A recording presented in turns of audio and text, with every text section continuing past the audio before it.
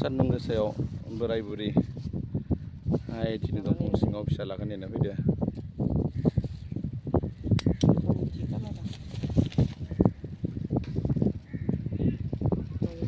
IITनि समायना सावगारि दसे नायलायदो लोगोफोर।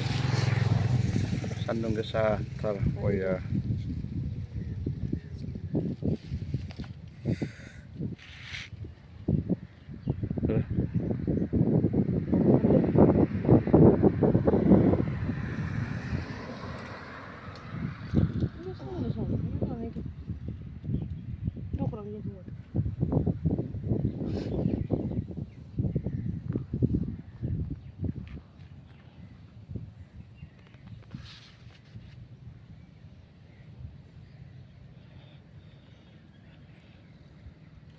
एसे बार नांदों गरमबा बेयाव दसे जिरायबाय।